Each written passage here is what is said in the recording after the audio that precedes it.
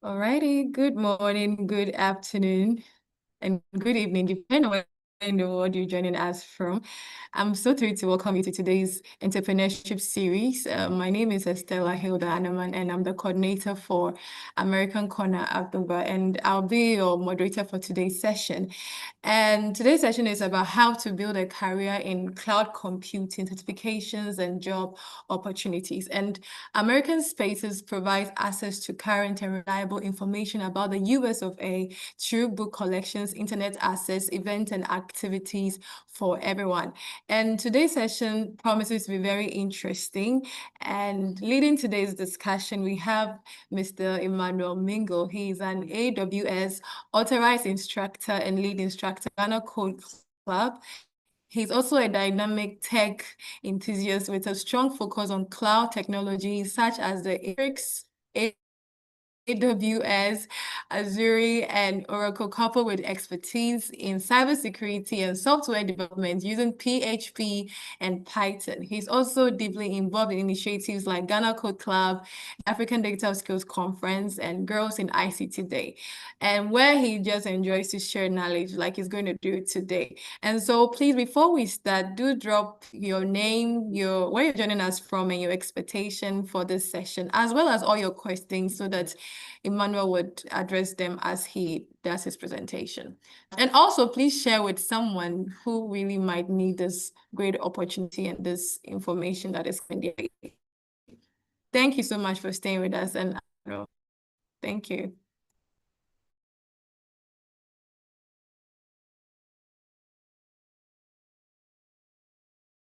Yeah. Could I go ahead then?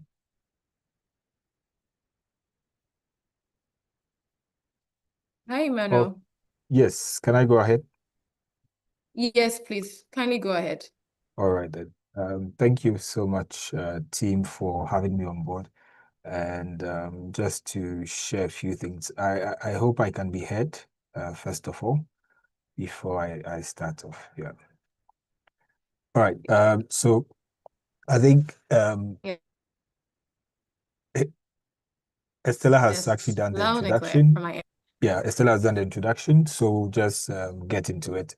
As she mentioned, we'll just be talking briefly about careers in the cloud or like in the cloud space. What are some of the opportunities in terms of jobs? And in terms of the certifications, what actually do you have to, or what do you have to put in to achieve that particular or like take up a role within the cloud? She's done the introduction of who I am, so I'm not really going to touch on that. And so let's get started in there. So basically, these are the aspects we're going to be talking about. It's not a practical session, so just to share some knowledge and to guide you.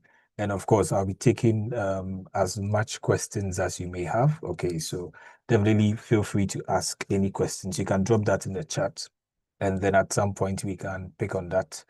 Or at the end, when I'm done, also we can take those questions. And so glad to be here. Now, with the agenda, I think maybe I'll start with point 6. So just giving some general pointers in terms of the certifications, in terms of the roles that are available. And then if you want to get in the cloud space, and then I'll talk about some certification classifications. I'm not going to be, let's say, talking necessarily about some particular cloud or something. I'll just give some general ideas of how the certifications sit. And then I'll talk about some cloud roles. Okay, so cloud roles, how they tie into the traditional IT roles.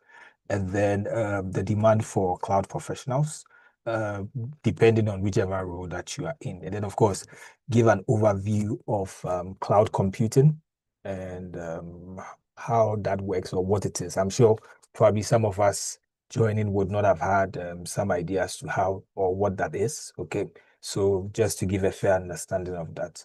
And then, of course, the need for cloud infrastructure, which I would start with. And so with that said, let me just get in there. And I mean, I tried to put in some of these things just to give us a fair idea of the need and then how the markets look like at the moment. So I'll just start off with that, this particular one. So, I mean, we've all heard about AI. I know that for a number of sessions from last year, this year, there's been much talk about AI.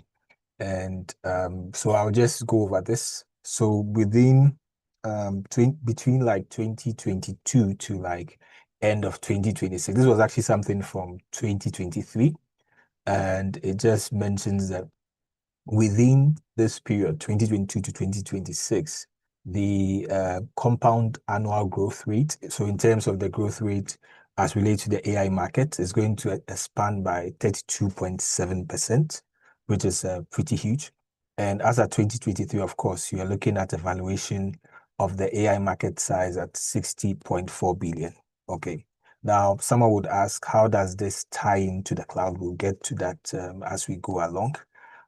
So let me just take the second one. Okay, so this actually forms a part of why I literally brought about AI. So for every AI-powered application that you are using, so be it Gemini, be it ChatGPT, whichever one it is, there's actually some component of cloud engineering or like some cloud infrastructure that is backing that up. So there could be a cloud solution that's actually serving you that front end, or there could be a cloud solution that's actually used to train that data. Okay, so it means that at every point of the way, there is some form of cloud. It may not necessarily be, let's say, a public cloud, but it may be probably a private cloud where, let's say, the company themselves build that out to use. But of course, they still go ahead to ship that in there. So for every application that you run, there are some servers, there are some networking components, there are some automations, there are some monitorings, and then security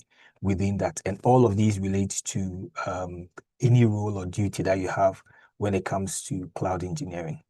Now, 90+% of organizations use some form of cloud computing solutions. Okay. I could even say 100% because for at least every one of us is actually using some form of solution that is based off the cloud. So even with our phones, of course, you notice that you probably would back up some applications or some softwares and all of that. They are actually all tied into the cloud. So for not just the organizations, for the entrepreneurs, whatever job that you are doing, there would be one application, if not maybe all of them, that actually use the cloud, right? And then for some infrastructure within organizations, about 70%, okay, of let's say maybe organizations infrastructure is actually made up of some form of a cloud solution or cloud provider. So for all organizations, you'd have about maybe 70 or maybe probably less, but they actively get to use some of the cloud providers which are out there. Now, for the next bit, I'll just talk about some of the providers that we know. So ChatGPT, for example, makes use of Azure. Azure is one of the cloud platforms out there. So ChatGPT and then OpenAI with their models, they actually go ahead and then they use some of Azure's services. And I mean, they have a partnership with Microsoft on different levels, and then they also make the services available for others. Now, Meta, we all know Meta. Meta's Olama platform that also ties in, also using some cloud services. Interestingly, they partner with some of these services. So if you go to, let's say, AWS, for example, or you go to Microsoft Azure, so with their AI Foundry, you'd actually find a model for Meta's Olama. Okay, so these are all things that are available. So you realize that AI definitely ties in with the cloud role, right? And then where all of these sit, definitely something to look out for. Now, the very last one I'll talk about is Grok. So Grok by X, formerly Twitter. So they also have these clusters. Okay, now they built the data centers themselves, but as part of the additional training that they want to do for their model, they actually make use of the Oracle Cloud infrastructure to make that happen, right? So that's a bit of an overview with regards to some of these things. Now, if you look at all of this, right, you realize that the AI age definitely um, has some component or some tie-in when it comes to cloud computing or what we are going to be talking about. That's why I wanted to point out some of these things so that we get a fair understanding of where we are standing and then what is available. Now, when we talk about cloud computing, it's simply, there's this term we use that it's simply a computer or an IT resource that is served over the internet. So maybe you want to store some data, right, on your phone, you just upload that. It's not necessarily your storage or some physical storage that you have, let's say maybe a pen drive or an external hard drive. It's someone's computer sitting somewhere where they make it available to you. Okay, so that's what we talk about cloud computing. And of course, you can dive into that with services, including networking. So Cloudflare, for example, CloudFront, Azure Front Door, there are quite a number of things, and all of these tie in to the services that are served over the cloud. So you could have networking, you could have storage, you could have compute, you could have security. So compute, let's say maybe a server somewhere where you're actually able to work from. So that's generally in terms of cloud computing. Now, it looks simple because it's simple, right? But then managing all of these things, there are various things that need to happen, or there are various rules that come up, which we'll talk about as we go along. Now, for the cloud providers, there's more or less an overview of some of the cloud providers that are available. So you have, for example, Oracle Cloud. I mentioned that earlier. We have Azure, AWS, Google Cloud Platform, Alibaba. There are a few others also, maybe not widely known, okay, but these are not the only ones which are available. And as I mentioned, for some of these cloud providers as well, the interesting thing is that some people or some companies could have, let's say, what we call their own private cloud, in the sense that they do not use the publicly available ones. Even for some government agencies, they have some agreement with, let's say, maybe AWS or Microsoft Azure, where they have some isolated spaces just for the work that they are doing. So that's one of the things to take note of. Now, talking about this, I mean, the demand for cloud computing professionals. So is there really a demand for cloud computing professionals? The simple answer is yes. Okay, so it's actually something that is in demand because looking at even the statistics, right, there are lots and lots of people who are required to make that happen. Now, let me step back a bit. So if we look at the definition for cloud computing, right, you are literally serving these resources over the internet. Now, in a traditional sense of, let's say, maybe IT, so you may be in a company, you'd have maybe a database engineer or something, right? Now, when you get to the cloud as well, there would be something like that also, or someone who would have to manage those databases on the cloud. Now, we'll talk about those as we go along, but just to take note of that this is something that is out there. So definitely the demand is there because, for example, AI applications, they're not just AI applications, the vast amount of data that is being generated currently, applications and everything. These are things to look out for. And businesses are growing, businesses are moving into different areas.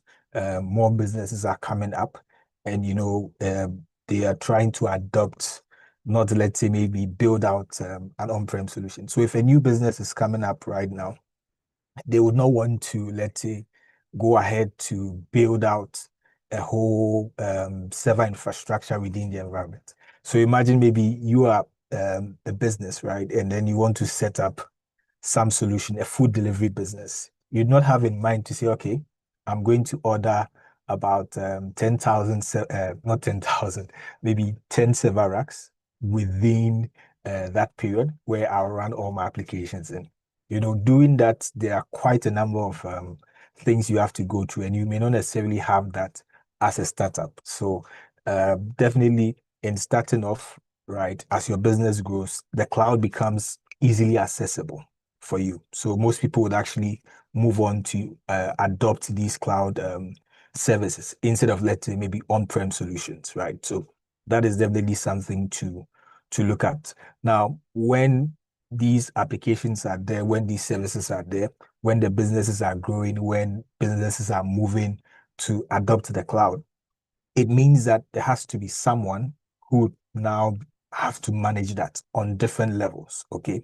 So there definitely is that demand, or there's a need to say, okay, then this person or that person would actually have to be available to manage this particular infrastructure. So that's what we talk about in terms of the demand for cloud professionals. Now, there's a demand. We've talked about, let's say, the cloud professionals, or let's say the cloud roles and then the cloud computing and whatever. But then what exactly would a cloud professional be doing? Okay, so if I want to get into the cloud, what would I be looking at? Now, I'll talk about the roles and specifically as I go along. But I just want to give a touch point on these before we go ahead. Now, there are multiple roles within the cloud space. Now, I mentioned that your traditional IT, right? If you look at your traditional IT, there are a number of roles which are there. Now, if you move to the cloud, there's also the need to have those specific roles. It would mean one thing. It would mean that probably someone who is in the traditional role would now move on to say, okay, I want to transition to a role that is related to the cloud. Okay. Or someone who is in a traditional role would actually take on that additional responsibility to say, okay, I'm managing the cloud space. So that's one of the things. So let's say maybe within your office, right? There's someone who is taking care of the printer. Of course, in the cloud, you may not necessarily do that, you as a customer, but AWS would have someone who would now manage that within their office space. So from your end, as a business, you're not necessarily thinking about, okay, who will manage the printer for me or whatever. All you are thinking about is that what your application is hosted, it's available. Now, there may be someone who will clean the space. There may be someone who would go ahead to work on the networking. So the various, let's say maybe the fiber connection that connects to the server room, someone managing the server room itself, debugging issues and all of those things. So there are quite a number of these roles that are traditionally available, which can also be aligned to the IT space. In addition to that, right, for every organization. So, of course, if you move to the cloud for your organization, whatever business that you are doing, okay, it doesn't really matter. It means that there would definitely be someone who would have to manage those for you.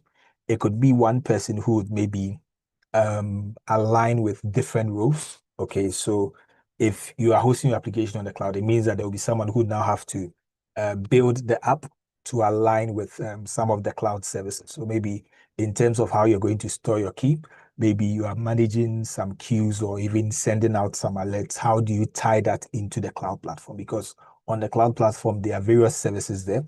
Some that would help you to send out messages, some queues, what do you call it, some notification services. All of these things are in there.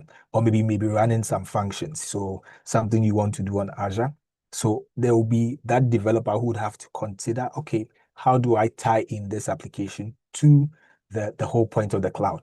Or maybe you have to upload some images. So how would you now architect the solution to make sure that what those images, when the user uploads it, it goes into a folder, and then just this one person will be able to access that. So all of these things come into play within the organization. So they are all things that you look out for. Now, before we step ahead and then maybe talk about some of these roles, I don't know, anyone, if you can go ahead and then drop some of the cloud rules that you've heard about, or maybe some rules within the cloud space that you know of. You can just drop that in the chat. Maybe we can do that quickly within a minute. So any of us on the call, you can feel free, just type that out in the chat. I mean, there are no wrong answers. This is not a this is not a school, so we are all learning together. Okay, I see Cleveland put something in there. Cloud security engineer. Okay, that's good.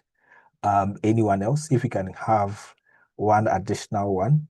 Okay, so some of the roles you know about, which are related to the cloud, you can go ahead and then share that. Yeah. Anyone to take that? Okay, Cleveland, thank you so much. If you see me anywhere, you could just ask me so that I'll get you a good gift. Yes. So thank you. All right. So let's okay, Jemo says cloud storage. Yes, so you could have someone who is in charge of cloud storage. Yes, but it would depend on how the role will be structured, but there's not really maybe a database, a cloud database admin or something. Yes, you could probably have something like that. Yes. All right. So those are some of the roles. Someone says cloud analyst. I think the rest of the people want to get some of the gifts. So all right. So um these are some of the roles as you've mentioned, but we'll look at some others. There are quite a lot. I just highlight a few of them. But before I go ahead, right now, in the traditional sense, right, you have a software engineer, okay, who goes about doing whatever they are doing, okay, building the applications, writing all the code, the plenty code on their screen and all of that. And then you'd have maybe a database administrator, you'd have a security engineer, okay, who manages the security of your company, right? So maybe you're a business, you want to set up a few things. The security engineer could now go ahead and then support, work on that to make sure that everything is prim and proper when it comes to security.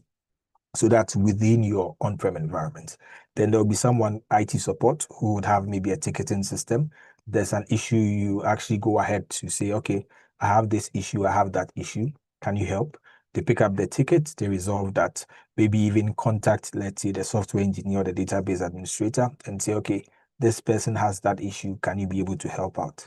And then you have the system administrator, maybe managing, let's say, for example, the AD or maybe managing some other things on the servers, right? Whatever server you are using, maybe on-prem, then they will be the ones to manage that.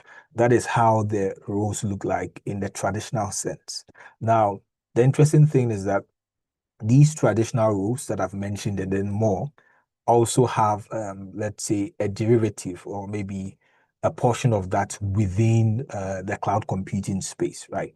So, for example, you have the cloud application developer, right? It's almost like the software engineer. But what differentiates them here is that this particular cloud application developer would make use of cloud technologies a lot, right? So in terms of storage, in terms of, let's say, maybe even how they'll store their secrets and everything, how they'll even push the application to the cloud, right? It means that they have to have some understanding of the cloud. Now, if you're a developer or a software engineer and then you do not have that knowledge, it means that you cannot necessarily build from there. But of course, one of the things is that the skills you have can be applied in there. So you have a basic understanding of software engineer. Maybe you are pretty amazing at that. You can easily transition to this role, okay, the cloud application developer, because now you just have to align how you're going to, what libraries you're going to use to now push these things because you are already saving them in one way or the other.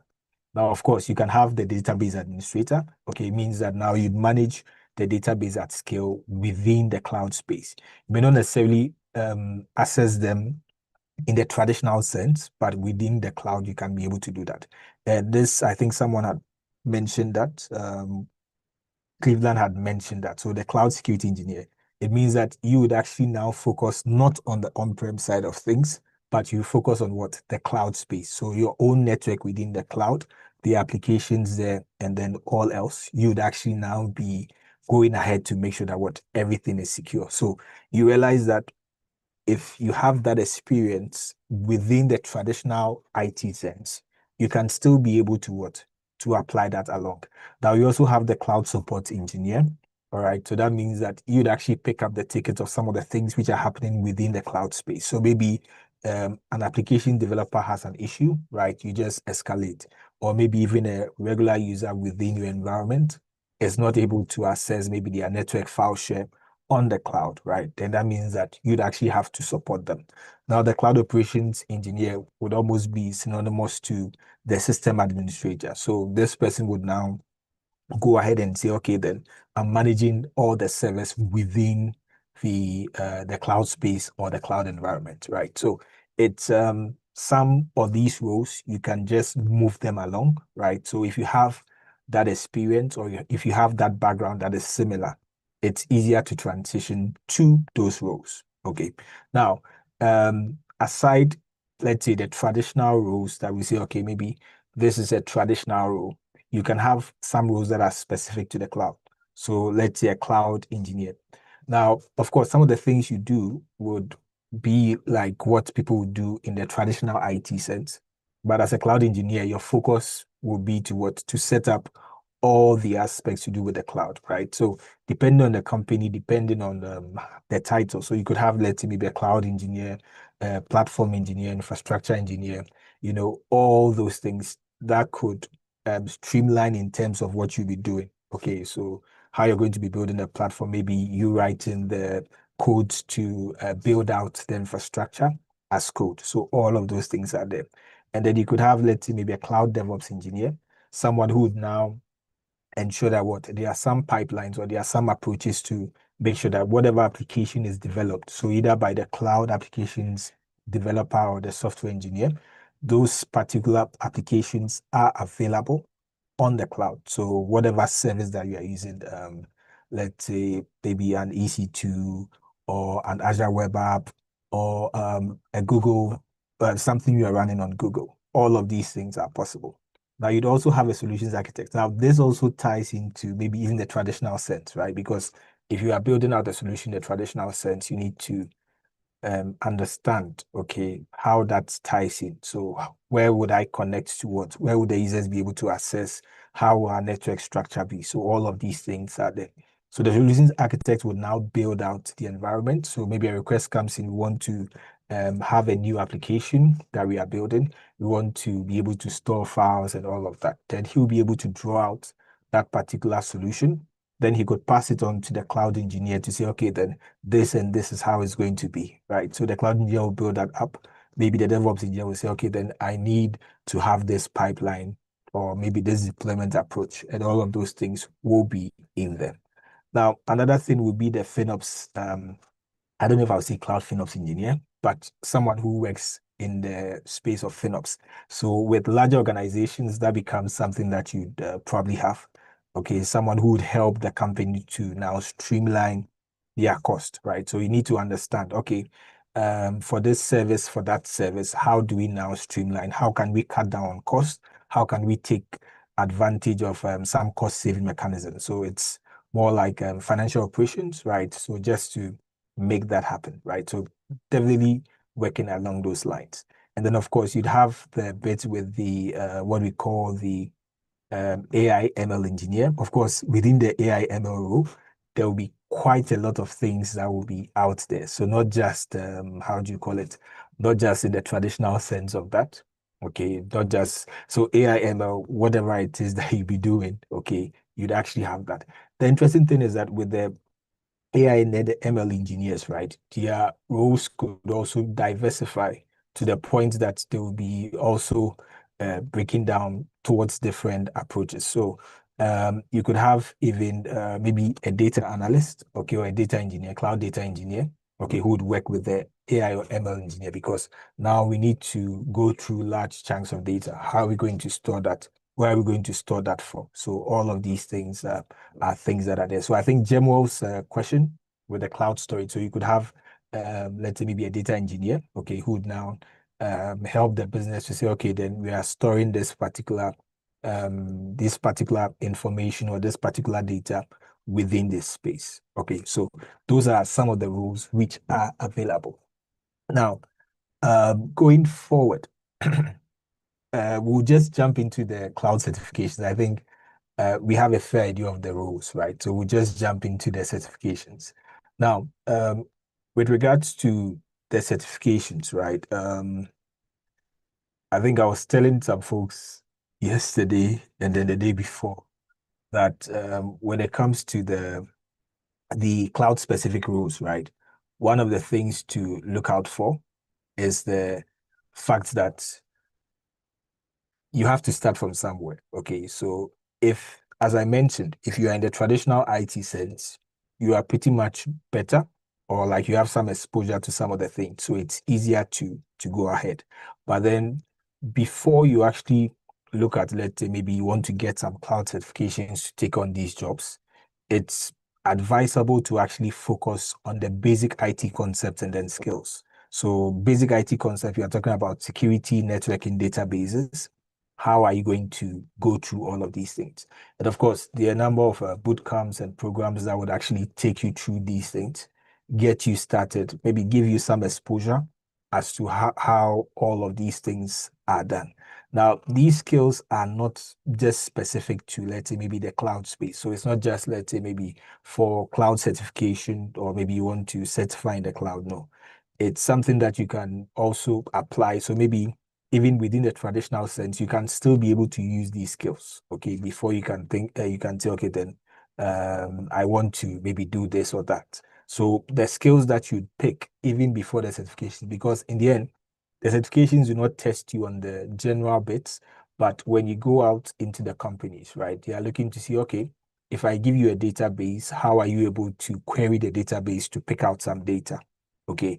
Or if I ask you to write an application, how are you able to get some details from that particular application? So these skills are things that you have to be very much aware of. Or even if you are building out a system, right? How do you make sure that what only the right people will have access to the system? So these are all things that you have to take note of, okay, as you go along. So right before we talk about certifications, definitely it's good to take note of the fact that what you have to get the skills in place. Okay. All right. Yeah. All right. Now, aside getting the basics, right?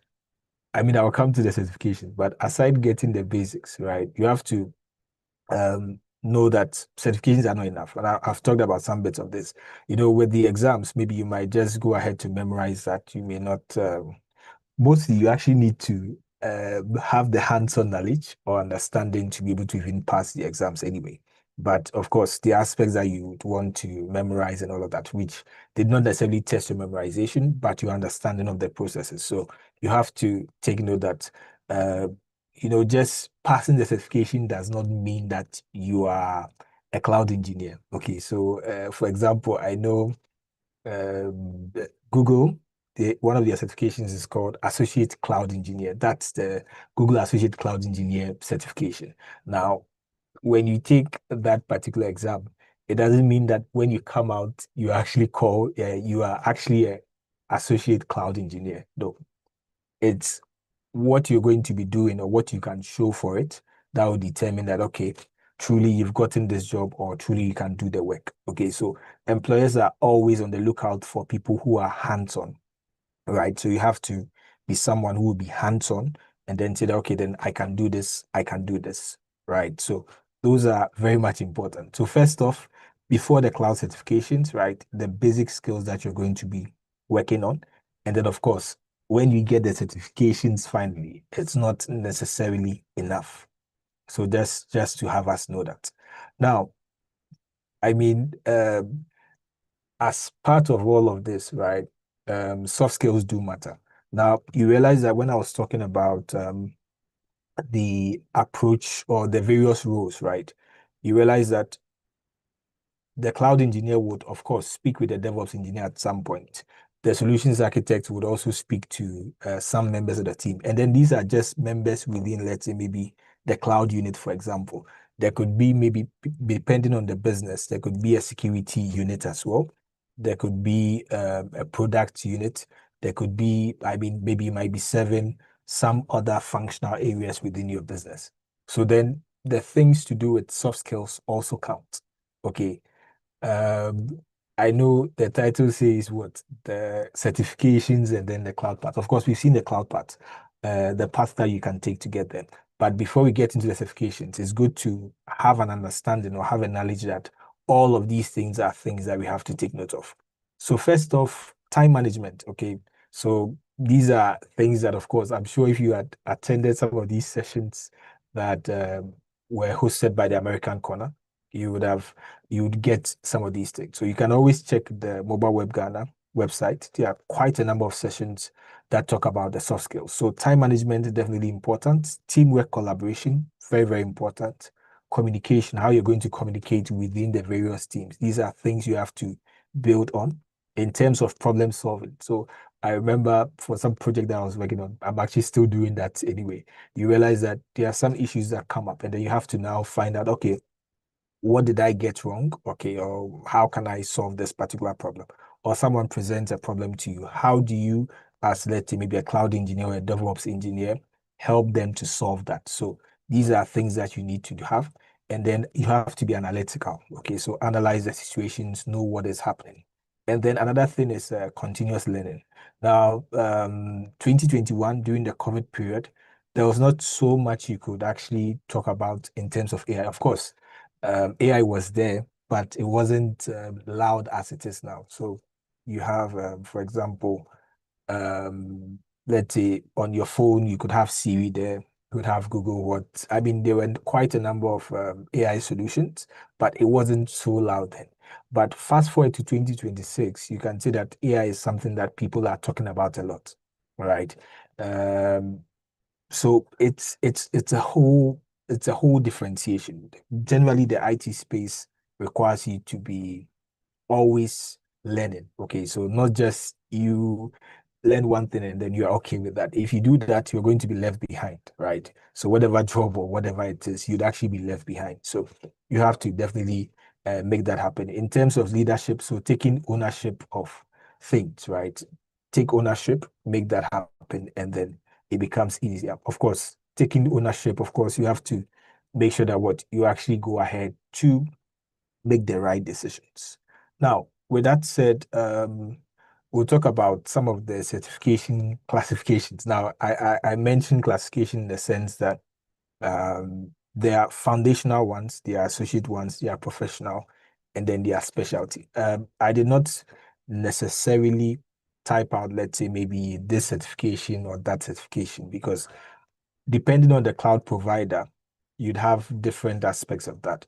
And then even independent bodies also have some certifications that you could take if you wanted to take on the cloud role or something, right? But don't forget, as I mentioned earlier, right, before the cloud certification, it's good to have the skills, right? Because you can have the skills and then be able to take on the role without necessarily having the certification. So I know, for example, Amazon as a company, if you are joining, they actually, as part of your onboarding and whatever, it doesn't matter which role you are in anyway, right? So you could be a cloud engineer, whatever. They actually require you to have some certification. So I think at AWS, sorry. So they need you to have, I think, the foundational one and then one of the other associate ones over a period of time. So it's like, okay, what can you show us? Okay, I can do this, I can do that. Okay, welcome on board. Now we want you to actually have this certification or that one. So just take that in mind. Now, with the certification classification, so for Azure, AWS, OCI, Oracle, they all have some classification. So they have the foundational ones. Okay, so for Google, for example, they have the Google Digital Cloud Leader. I believe, right? So that's like a foundational one. So that literally introduces you to the cloud space, right? So the concepts that relate to the cloud. Okay, so once you have the knowledge of the databases, you have the knowledge of security and all of that. This particular certifications will now introduce you to what the concept of the cloud. So, what are the models when it comes to operation within the cloud? So, I mentioned public cloud for a while. I mentioned private cloud for a while. So, these foundational ones would actually give you a fair idea of where to start from, how to go from there. Okay. Now, I mentioned with Google, that's Google Digital Cloud Leader. Okay, and I think there's also one they have for the AI. Okay, just at the beginnings and then at the start of that. Now, for Azure, for example, they have the AZ900, they have the AI 900, all also very fundamental. AI definitely introduces you to, no, it's not, I don't, no, it's not AI 900. I don't know if they actually have one that for that, but they have SC 900, if I'm correct. Yeah, so that actually introduces you to basic security as relates to, let's say, Azure. AWS also have some that they do. So AI professional, and then what's certified professional. So there are quite a lot of those from there with the associate. The key thing there is to what? To get you started as to how these clouds operate. Now, when you move from there, from the foundational space, you actually go to the associate side, right? That now gets you into a broader scope as to all of these things. So for Google Cloud, you can be talking about the Associate Cloud Engineer exam. I think Google has just one of those. AWS has quite a number of them. So CloudOps, formerly SysOps, developer operations as well. You have the solutions architect associate, okay, and then some others. For how do you call it? For Google, for example, you'd have the associate cloud engineer, as I mentioned already. For Azure, they have quite a lot of distinctions for that. So AZ104, AZ204, different ways for all of those. So these would now step up from the foundation. So you have the foundational ones, then it builds on that to give you a fair idea of, okay, what you can do and then what you cannot do. So how do I use these services? How do these services join together? How do I have them to communicate? Then, of course, you move on to the professional. That's where it starts getting harder. I mean, all of them are not so easy, okay, but I mean, if you learn towards them, it becomes easier to get that. So with a professional, for example, then it goes more in depth, right? So giving you an understanding. So how do you build a solution end to end? So if with this, mostly that's as a role as the role of the solutions architect, for example, you need to have that understanding on that level, not the certification, but the understanding on that level. So at the professional level, how things work out. So with the networking and all of those things. And then, of course, you have the specialty. So specialty means that what you are focused on some specific part. Of course, you can't just jump from the foundational to the specialty. You can, but if you are just focusing on the certifications, it means that you can't necessarily do that jump. I mean, you could easily start. So the interesting thing is that you could actually start off your certifications with the specialty one. No one is actually going to say anything to you. But most of these cloud organizations actually encourage that at least you have some bit of experience. So for the foundational, everyone is invited. For the associate, it says at least some 6 months of experience working within some of those workloads. So that's one of the things to take note of. And then, of course, so for the specialty, it means that you want to get into some specific point. So maybe you want to specialize in databases as relates to the cloud. Okay, so you can actually go ahead with that. Now, let me just say a few things before I proceed. Um, so the foundational ones, of course, you need to have some understanding. I mean, it opens you up the preparation and all of that to what the cloud looks like. Okay, and then you can easily work from there. And then you build up from the associate and then the professional. But from the associate to the specialty, they mostly advise that you have some hands-on experience. Okay, so as I mentioned, if you are getting into the job, and then maybe you have a specialty exams, it means that, or a specialty certification, it means that there's some level of requirement that is required of you. So if you say you're a specialist in, let's say, AI ML, there's some bit of requirement that is required of you. Just taking the exam would not make those requirements readily available to you. Of course, it opens you up to that, you learn and all of that. But the practice that you put in is what makes the difference. Okay. The practice is what makes the difference. So you definitely have to take note of that and then see how you're going to tie all of that in. I just want to do something quickly, just to run us through, what's the name? Through a few things, right? So let's say if I go to Google Cloud certifications, right? If I go to, oh no, not this one.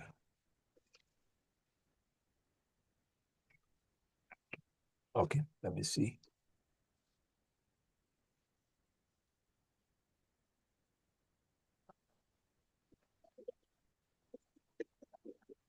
Okay, let me try this. Okay. So if I Before you come move here, on, right? Yeah, hello. yeah, just a quick reminder, we are 20 minutes away from Okay, ending the session. Yeah. sure, sure. No worries, no worries at Okay. all. Right. Yes, and So, also, mhm, yeah, just a quick one. Uh, for those who have questions, you can also drop them in the chat so that Emmanuel can answer them while he's doing his demo. all right. Okay. Thank you. Emmanuel, please up to you. Thank you. All right. So, I hope you can all see this. So this like for the Google side, right? So you can see that the foundational ones, and it gives you a fair idea of what's there. And then these are their certifications. So Cloud Digital Leader, it exposes you to that. And then you have the generative AI. When you come to the associate side, okay, so we have the cloud engineer, we have the workspace administrator, and then the database practitioner. Are you okay? And you can see here, it says what? Has experience doing what? Deploying cloud applications and then monitoring operations. So you definitely have to keep that in mind. Now, here with the foundational bit, it says what? No technical requirements or prerequisites. So there's nothing technical required of you. I mean, with the associate with the professional, if you want to actually go ahead with that, it's totally up to you. But the recommended, okay, so the recommendation from them is that at least you need to have some bit of an experience working along those lines. You notice that for GCP, they actually have just the foundation certificate, associate and then professional, because they added the ML and all of those things to the professional side. AWS actually has that differentiation: foundation, associate, professional, and then specialty. Okay, as it stands now, anyway. Azure would also have the way they go about that, but you get the fair idea of what that is. So you can see some of the titles here. So database engineer, these are not roles. These are, okay, these are roles that they are looking out for. So cloud architect and all of that, but they actually align to some form of the certification. So let's just see the cloud architect here. uh, yeah, PCA. So you see that is what professional cloud architect, right? And then you get a fair idea of what the exam is and all of that. Wait, okay, that's the renewal. So that's just that. You can check out for Azure, Google Cloud, what's the name, AWS, and all the others as well. And then just have a fair idea of how they are looking. So those are the certifications which are available. Okay. Now, still coming back to this, right? So before you actually said, okay, then I want to get into the cloud, I want to take a certification. It's good to have, how do you call it? It's good to have a portfolio that will show, okay, so in all your learnings, in all that you have done, right? What are some of the things that you are looking out for? So all of these are things that you could take note of. Now, there are some practical aspects which are available. So Microsoft has what we call Microsoft Learn. You could look out for that. Google has something they call Cloud Quest. I think they've now changed the name. I'm not sure what the name is. AWS has the AWS Skill Builder, and then there are different workshops or aspects that you could also look at. Now, you could also join a boot camp. Okay, there are quite a number of those out there. Um, if I'm permitted to mention them, so you have Amalitech, you have Generation Ghana, you have Azubi. There are quite a number of those who are doing a great job out there. And the interesting thing with these programs is that they actually teach you the basics of the IT space, so with the database, the network, and then they bring you into the cloud space as well. So with the program that they run, how do you call it? I've forgotten the name of that. But with those programs, right, they make it easier for you to go ahead. Now, you can make your learning practical. So there's something we call the Cloud Resume Challenge. You can just Google that out. And then that literally walks you through some challenges as you build. It's not, it's what we call cloud agnostic. So it doesn't matter which particular cloud you're working on. You can actually go ahead to look out for that. So you can just check that out, Cloud Resume Challenge. Okay. So as the name suggests, it's a resume. So after you go through that particular challenge, you have a resume that you can show to an employee that, okay, I've done this, I've done that. And then I feel like I'll be able to take on this role or that role. There are events that you could attend. Okay. And I mean, just to be biased here. So the AWS group in Accra, would actually be having an event in August. So you can just check out AWS User Group Accra, and then you can just join us. We have some online events as well. I know that Google Developer Group is also having a number of sessions over like this week. So you could also take note of that. I think they are starting off with the online sessions. So you could always take a look at that. There's, how do you call it?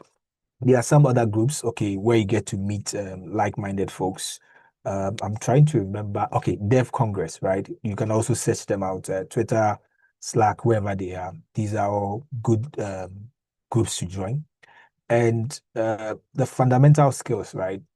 It goes without saying. It's very important that you have the fundamentals. You get the fundamentals right before you step into these spaces. I mean, it's more like you can't just complete, how do you call it, medical school and say, okay, then I'm a surgeon.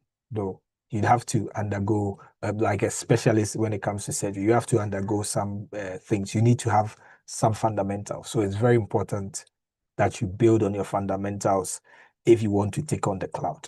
Now, general pointers, the cloud space is very huge. Okay.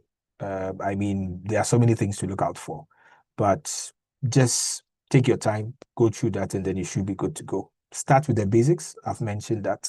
Certifications are good and golden, but you need to have the, how do you call it? The skills. Okay, so certifications are very good.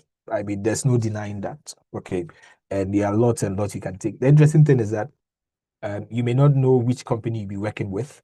So you probably be a bit scared as to which one to take when you finally decide to take that.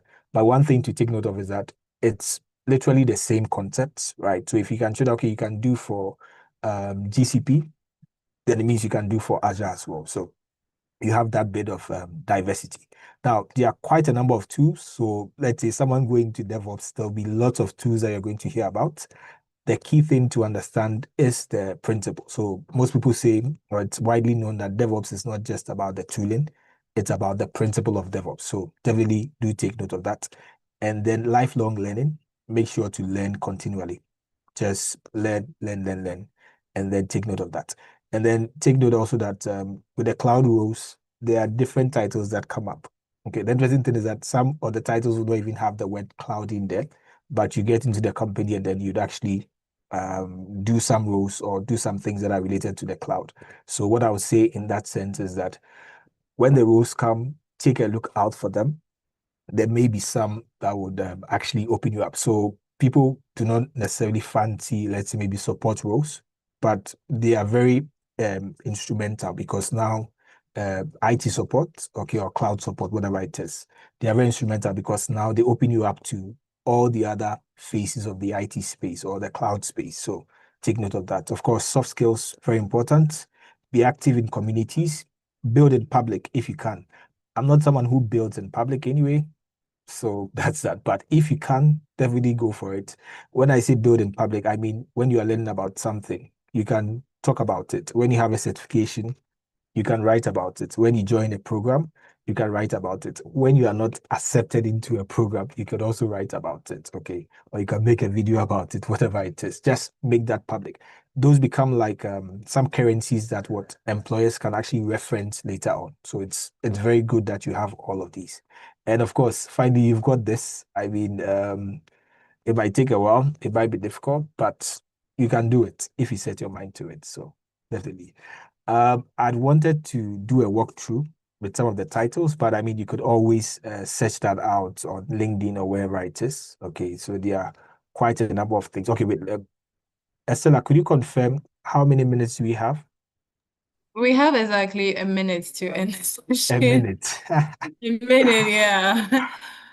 Okay, sure, Yeah. sure. All right, no I know problem. there's so much you want to share, but No problem. No problem. Right. yes. But I think we are good there. I believe there are some questions. I could just take those briefly before, yeah. All right. So Thank you. thank you so much.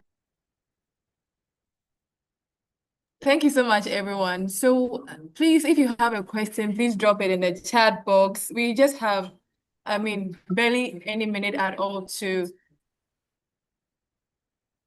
barely a minute to just wrap up. So please, if you have a question for Emmanuel, just drop it in the chat so that he can just address it before we let him go. He's a very busy man. So as we've gotten him today, please ask your questions. Yes, but I wanted to ask maybe just that with all that you shared, uh, where is the demand? Do you think that is the demand is local or is more remote work related for cloud computing? Okay. Largely in Ghana, it's now that we are having that adoption, right? So it's actually good to prepare ahead of time or to prepare to meet that demand. Of course, if you get into the space, definitely there are a few companies around who work in that sense, but most of the teams will probably be lean, not so expansive. So you may have maybe just one person combining some of the roles. But of course, if you are well versed and then you make it happen very well, there are quite a number of opportunities that you could actually look out for. And I just saw Gemwell's question. AWS stands for Amazon Web Services. So you could just, once you type out AWS anyway, um, it actually gives you all of those things. Yeah. So that's that. All right. Thank you so much, Emmanuel Mengo, for sharing all these great pointers with us. So I think you can see Emmanuel's so they can connect with you via LinkedIn if you have any further Yes. questions. You Yes. can. Once you connect, you could actually drop me a message. When you go to this particular site here, I think it may have my links. It should have. They will be at the bottom. Okay. Yeah. Thank you. And you Thank you can send me a so message. much. Yeah. Okay. Thank you so much once again. And thank you everyone for joining. We hope you had great things or knowledge that can help you to take a step into cloud computing. And this program is probably brought to you by the US Embassy Ghana in partnership with Mobile Web Ghana, which is American Corner Abuba. And we are located right at North Legon. You can just pass by, get access to free internet, computer stations, and a workstation, and other amazing programs that we have. And in the chat box, we also have the links to our social, so you can just, connect with us via Facebook, Instagram, and then YouTube as well. And then this session is live on YouTube, so you can actually rewatch it if you didn't catch anything or some parts of what was shared through the presentation. My name is Estella, and I'm the coordinator for American Corner Boba. And once again, thank you for joining us. We'll come your way again next week. Thank you. Bye.